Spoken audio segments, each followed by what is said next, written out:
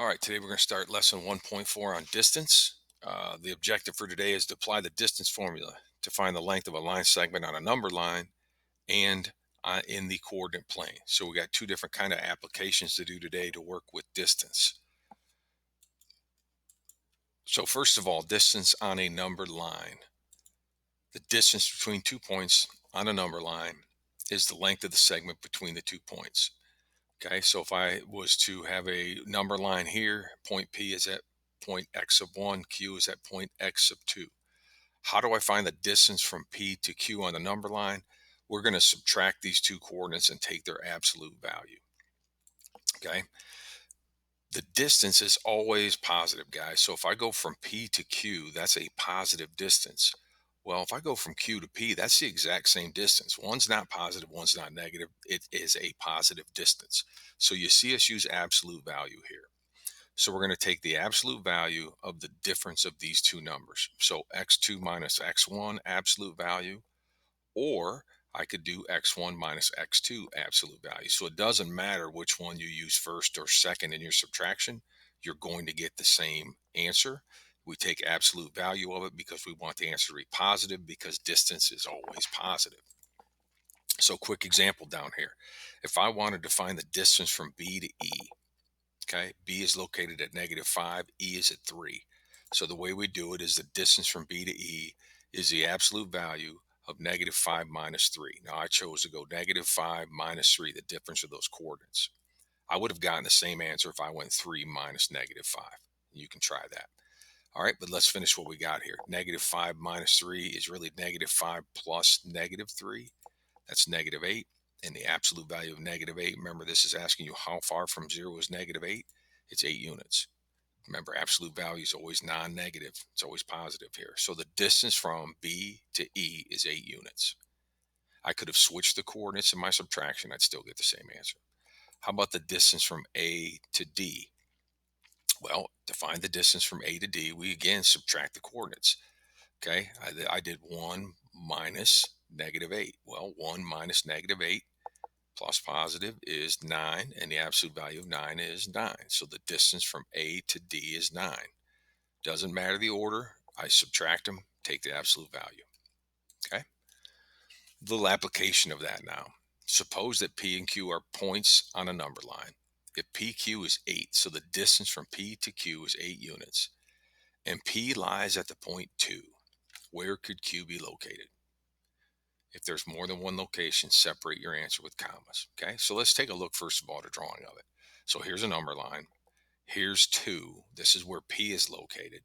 And then the distance from P to Q is 8.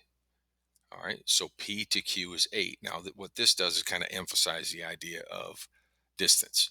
Okay, so the distance from P to Q is 8. So we could move from P, which is at 2, 8 units to the right, and that would put me at the point 10.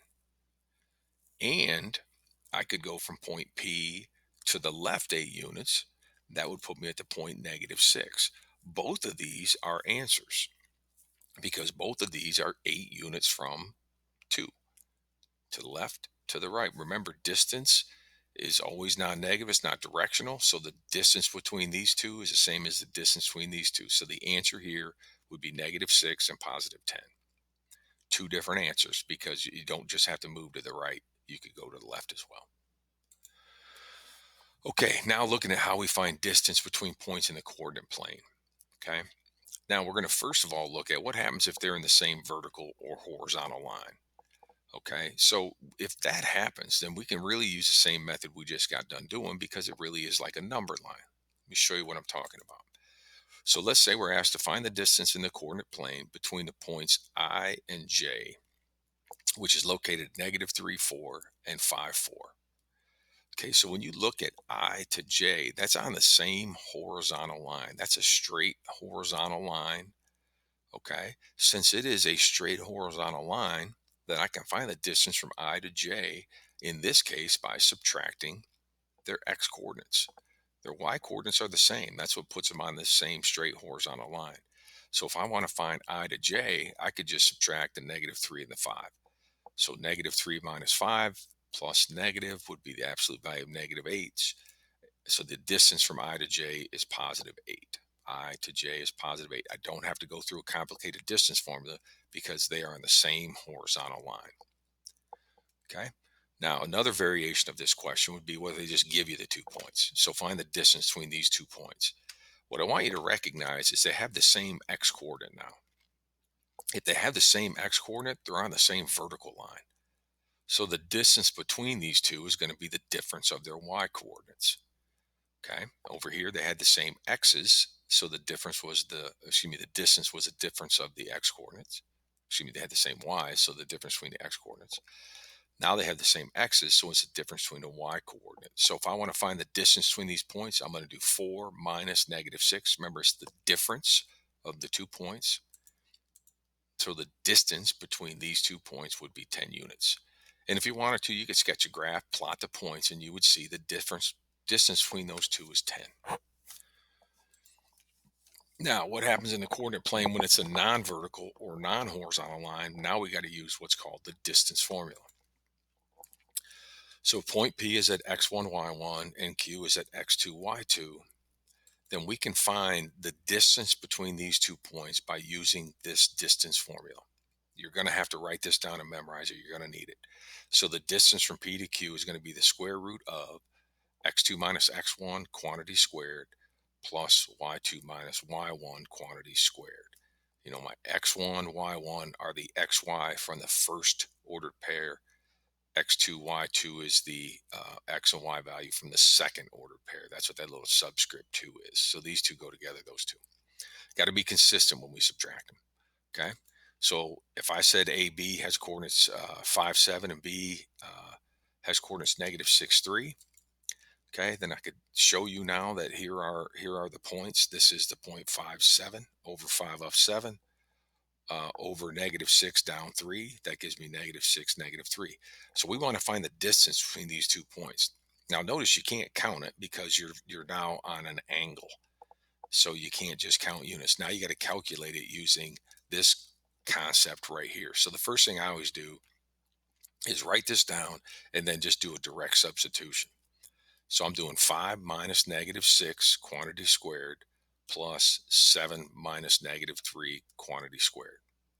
So do the work in parentheses, plus a positive would give me 11 squared, plus a positive would give me 10 squared. Okay, 11 squared, 121, 10 squared is 100. Now I can add them, the square root of 221.